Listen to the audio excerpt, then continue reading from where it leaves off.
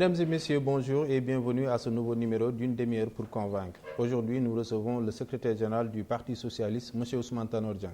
Bonjour, M. Dieng. Bonjour.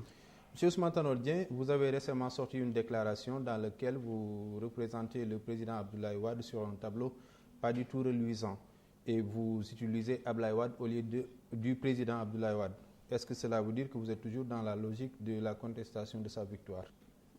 Oui, mais le fait que dans l'article que je parle quelquefois de Abdoulaye Wade ou du président de la République, ce n'est pas parce que lui, il n'est pas le président de la République. C'est le président de la République constitutionnellement reconnu et confirmé. Donc de ce point de vue, il n'y a pas de problème. Même si je conteste, je continue à contester les conditions dans lesquelles il a été élu, qui, à mon avis, jette un discrédit sur sa légitimité.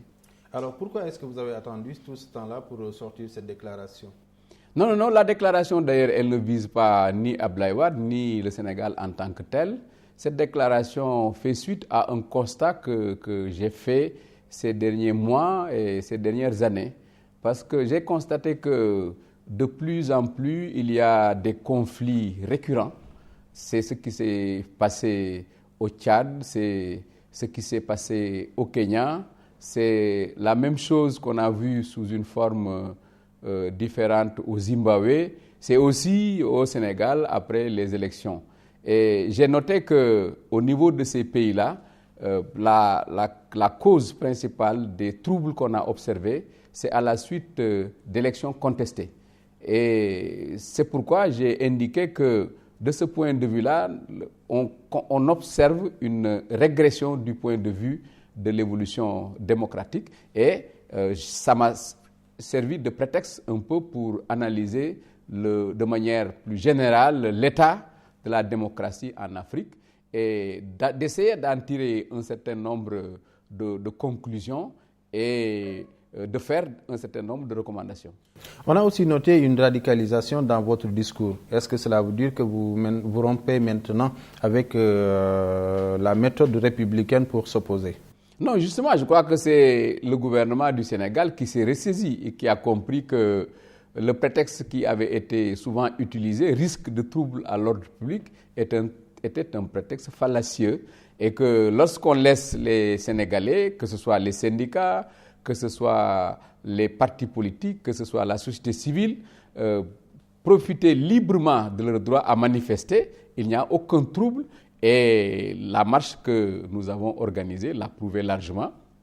La marche s'est déroulée dans une ambiance bon enfant et il n'y a eu aucun trouble. Donc c'était dans la tête du gouvernement où c'était un prétexte pour refuser un droit qui est reconnu dans notre constitution, c'est-à-dire le droit à manifester et le droit de marcher. Donc c'est en réalité le gouvernement, c'est d'ailleurs heureux que le gouvernement comprenne que ça ne servait à rien du tout. D'autant plus que c'est un droit reconnu dans notre constitution, ça ne servait à rien du tout de dire qu'il voyait partout un trouble à l'ordre public, alors que justement c'est l'activisme de ces forces de l'ordre qui avait comme conséquence des troubles à l'ordre public. On a aussi entendu depuis presque un an vous parler d'assises nationales. Vous avez même fait des tournées pour rencontrer des leaders syndicaux, des organisations patronales. Où est-ce que vous en êtes? Est-ce que vous avez maintenant retenu une date exacte pour la tenue de ces assises? Les choses sont en train de prendre forme. On a notre terme de référence. Ces termes de référence ont été envoyés aux différentes parties prenantes et on a mis en place le comité national de pilotage des assises qui est composé de l'ensemble des partis, que ce soit le patronat, les syndicats, la société civile et les personnalités neutres. Et aujourd'hui, nous pouvons dire que pratiquement le bureau des assises est mis en place après un travail important fait par le comité ad hoc. On a le président Amadou Mokhtar Mbow, nous avons les vice-présidents, dont notamment Babacar Ndiaye et Babacar Kama. Nous avons un rapporteur général des assises, le général Keita. Nous avons aussi les commissions des assises qui sont au nombre de 3, une commission scientifique, une commission qui est chargée de l'organisation et une commission chargée de la communication. Même les commissions thématiques qui sont jusqu'à présent au nombre de 7 ont été mises en place. Maintenant, ce qui reste à faire, c'est l'installation solennelle de ce bureau des assises, et une fois que l'installation solennelle sera terminée, le comité, les assises nationales et l'ensemble de ces commissions, le bureau des assises nationales et l'ensemble de ces commissions vont commencer à fonctionner, et notamment une partie importante de ce travail, la consultation citoyenne, qui permettra justement de donner un caractère national à ces assises, va commencer et va durer 4 semaines. Et après, il y aura les travaux au niveau des commissions, et nous pensons qu'entre 4 mois et 6 mois, nous aurons terminé les assises. Mais l'installation solennelle se fera avant la fin du mois de mai, au plus tard. Et donc, vous avez dit que ce sera des assises nationales. Vous allez naturellement impliquer la partie qui est aujourd'hui au pouvoir. Tout à fait, tout à fait. Une fois que... présidentielle, je veux dire. Oui, c'est exactement cela. Une fois que le bureau des assises sera mis en place, que Amadou Mokhtar Mbow prendra en charge la direction des assises, effectivement, et des invitations formelles seront adressées au gouvernement, aux institutions, pour que justement le gouvernement et l'État puissent être partie prenante, comme le sont les différents partis et les différentes organisations de la société civile qui aujourd'hui sont au niveau de 70. Quand vous dites l'État, vous faites allusion sans doute au président de la République. Le président de la République en tant que tel, le gouvernement, l'Assemblée nationale, le Sénat sont des institutions qui devraient être invitées à prendre part en tant que partie prenante aux assises. Et c'est cela qui lui donnera un caractère global, un caractère national et un caractère inclusif, qui sont les marques déterminantes de cette consultation. Est-ce qu'il n'y a pas paradoxe là si vous invitez une Assemblée nationale que vous avez combattue et que vous avez boycottée? Oui, non. Vous savez, il y a les institutions, vous pouvez les contester, mais elles existent. Si elles existent, il faut tenir compte de leur existence. Le contentieux que nous avons à ce niveau-là, il demeure, mais n'empêche que nous devons continuer, dans le cadre de l'État, à avoir un commerce avec ces institutions. Aujourd'hui, l'actualité, c'est peut-être la Goana, la grande offensive que le président voudrait lancer à l'encontre pour aller à l'autosuffisance alimentaire. Beaucoup d'oppositions se sont rouées dans les brancards pour dire que c'est peut-être des chimères, c'est un rêve. Mais vous, à la place, qu'est-ce que vous auriez proposé si vous n'êtes pas d'accord avec le président sur ce plan-là? Oui, je crois que pour ma part, je ne conteste pas et je ne critique pas le plan en tant que tel. Parce qu'il faut un plan de relance de l'agriculture. Au Mali, ils ont un plan qu'ils ont appelé Initiative Riz. Donc ici, c'est normal que pour sortir de la crise dans laquelle se trouve le monde rural, la crise dans laquelle d'ailleurs Abdoulaye Wade et son gouvernement l'ont plongé, il faut mettre en place un plan. Mais un plan doit être dans le cadre d'une vision, c'est-à-dire appartenir à un ensemble et avoir une certaine cohérence. Ce que nous reprochons à ce plan d'Abdoulaye Wade, c'est qu'il n'est pas réaliste. Parce que vouloir faire tout en même temps, en un an, c'est impossible. Vouloir avoir en un an 3 millions de tonnes de manioc, 2 millions de tonnes de maïs, 2 millions de tonnes de céréales, 450 millions de litres de lait, 435 000 kilos de viande, c'est impossible.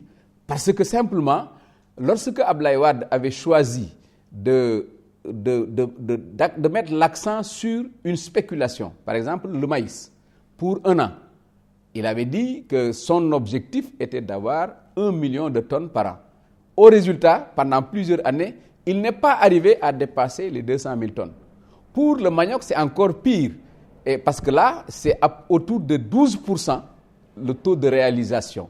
Donc, vouloir, tout en étant incapable sur une spéculation d'atteindre l'objectif ou même le tiers de l'objectif, l'atteindre en un an, et vouloir pour une seule année faire 3 ou 4 spéculations, c'est irréaliste, c'est irréalisable. Donc ça, c'est du point de vue de l'objectif. Maintenant, du point de vue même de la méthode de la préparation, ce que je reproche au plan d'Abdoulaye Wade, c'est que les acteurs n'ont pas été associés. Et pourtant, lui, il soutient qu'il y a un travail préalable qui a été fait avec des techniciens du ministère de l'Agriculture, des fonctionnaires de l'État du Sénégal. Mais nous habitons le Sénégal, nous connaissons les hauts fonctionnaires. Vous avez votre réseau, vous avez vos réseaux. Bien sûr, pour avoir été là pendant d'aussi longues années, ce sont les mêmes qui travaillent avec nous, qui sont là aujourd'hui, qui avaient l'habitude d'être consultés et qui m'ont dit qu'ils n'ont pas été consultés, qu'ils l'ont appris en même temps que nous à la télévision. Même chose, même y compris le ministre de l'Agriculture. Si vraiment il dit la vérité, il sait très bien qu'il n'a pas été associé. D'ailleurs, Abdoulaye Wade n'a pas l'habitude d'associer dans ce qu'il fait ses collaborateurs. Il se suffit à lui-même. C'est pourquoi, comme je l'ai dit une fois, il réfléchit seul, il décide seul. D'où est-ce que vous tenez ça? Parce que vous dites quelque part qu'il a travaillé sous vos ordres. Vous l'avez remarqué pendant qu'il était dans le gouvernement d'Union nationale? Non, mais on l'a remarqué depuis qu'il est là. Depuis qu'il est là, même dans le cadre du gouvernement d'Union nationale. Évidemment, là, il n'était pas le chef du gouvernement. À ce moment-là, il n'est pas possible qu'il travaille comme il le fait aujourd'hui. Mais depuis qu'il est là, mais toutes ces initiatives, tous ces plans, tous ces actes qu'il pose, manifestement, n'ont pas été réfléchis en amont. Parce que, je l'ai indiqué, je connais, par exemple, le maire de Kanel. Le maire de Kanel, qui est Amati Dianouane, ingénieur agronome de son État, qui a une compétence dans la matière qui est incontestée et qui est aujourd'hui avec lui. Ma conviction est que s'il avait soumis ce plan-là à Amati Dianouane lui aurait dit que le principe du plan lui-même est bon, mais ça, vous ne pouvez pas le réaliser en un an. Peut-être qu'en 4 ans, en 3 ans, en prenant un certain nombre de mesures préalables, vous pourrez aboutir. C'est là la critique qui lui est faite. D'abord, c'est un projet auquel n'ont pas été associés les experts et les acteurs, et c'est un projet où Abdoulaye Wade, manifestement, avec ce qu'il fait aujourd'hui, a mis la charrue avant les bœufs. Parce que c'est après avoir fixé les objectifs, et que maintenant, il est en train de chercher le financement, parce qu'il n'a pas les semences. 354 milliards. Oui, d'abord le financement. Ensuite, maintenant, le problème de l'engrais n'est pas réglé. Le problème Mais depuis hier, on est en train d'acheminer de l'engrais, 12 000 tonnes d'engrais dans l'intérieur du Sénégal. Oui, 12 000 tonnes pour une région, je crois. Vous savez, si vous faites l'ensemble des 14 régions, ça vous amène pas très loin.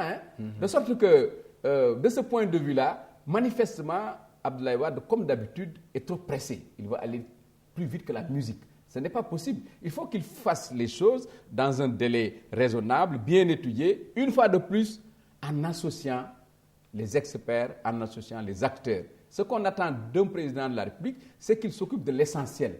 Mais gérer le détail, ça doit relever des experts et de ses collaborateurs. Et une fois de plus, ce qu'on lui reproche, c'est que sa méthode de travail n'est pas bonne. Il ne sait ni travailler, ni faire travailler. Or, c'est ça qu'on attend d'un chef d'État. Monsieur Dieng, à la place d'Abdoulaye Wade aujourd'hui, si vous étiez en situation, comme disait Ségolène Royal, qu'est-ce que vous auriez fait dans le contexte actuel? Moi, par exemple, je me serais concentré essentiellement sur, d'une part, le riz, essentiellement, une forte initiative, une grande offensive qui porterait essentiellement sur le riz, et l'essentiel des moyens, je les mets sur le riz. L'autre, maintenant, les spéculations classiques, que sont l'arachide, que sont le sorgho, que sont le mil, je les continue dans le cadre de la campagne agricole prochaine. Voilà. Et là, ce ne serait pas lourd ni touffu, mais ce qu'Abdoulaye Wade est en train de proposer, moi, j'aurais pu, au fond, m'en réjouir et applaudir, tout en sachant que dans 6 mois, on verra que ce n'est pas possible. Et vous aurez peut-être un thème de campagne. Voilà. Mais on lui dit, dès le départ, on prend date pour lui dire que, Monsieur le Président, ce que vous proposez est irréaliste et irréalisable, et les Sénégalais le verront avec nous. Toutes les critiques que nous avons faites, elles sont là. Et ensuite, maintenant, aujourd'hui, mais manifestement, d'ici la fin du mois de juin, mais il ne va pas rassembler les moyens financiers nécessaires parce qu'il ne les a pas. Alors, de tout ça, il dit maintenant qu'il faut que les fournisseurs me fassent confiance, me donnent des semences, me donnent de l'engrais, je paye dans 6 mois. Non, ce n'est pas sérieux. Ousmane Tanor Dieng, il y a des Sénégalais, des observateurs de la scène politique qui pensent que l'opposition ne se réunit, vous ne vous entendez que pour tirer sur Wade. Est-ce que c'est votre avis? Mais non. Il se pose un problème réel de leadership. Non, parce que je crois que ceux qui le disent se trompent complètement, parce que d'abord, nous travaillons pour avoir une unité d'action la plus large possible. Il y a beaucoup de choses que nous faisons ensemble. Les assises nationales, ce n'est pas pour tirer sur Abdoulaye Wade. Parce que les assises nationales, si même c'est nous qui avons eu l'offre politique, qui avons eu l'initiative, aujourd'hui c'est une initiative, c'est une action nationale. Aujourd'hui, c'est la société civile qui est pratiquement même majoritaire dans ce que nous sommes en train de faire. Donc, de ce point de vue-là, c'est inexact de dire que nous ne rencontrons que pour tirer sur droite. Lorsqu'il s'agit de manifester, de lutter pour que les libertés soient exercées effectivement, là aussi, nous avons... Il y a beaucoup de choses que nous réalisons. Maintenant, une autre chose est de chercher à savoir, et c'est ça qui préoccupe un peu, je crois, les gens, un leadership. Mais ça ne me paraît pas indispensable dans ce que nous sommes en train de faire. Nous sommes des partis différents, nous sommes ensemble, nous voyons ce que nous pouvons faire ensemble et nous faisons. Ce que nous ne pouvons pas faire ensemble, ben, chacun le fait séparément. Voilà. Il y en a d'autres qui pensent que, par exemple, le fait que depuis quelque temps, on a noté qu'Abdoulaye Wade s'est attaqué à la FAO. Certains y voient peut-être une attaque personnelle contre Jacques Diouf, ce qu'il se défend de faire, parce qu'il dit que ce sont les journalistes qui ont personnalisé cette... critique contre la FAO, mais il y en a d'autres qui pensent que c'est peut-être le bras armé de l'opposition sénégalaise pour internationaliser l'opposition à Abdoulaye Wade. Ah non, mais c'est Abdoulaye Wade qui a invité Jacques Diouf dans le débat. Nous n'avons jamais parlé de Jacques Diouf, c'est Abdoulaye Wade qui l'a invité dans le débat.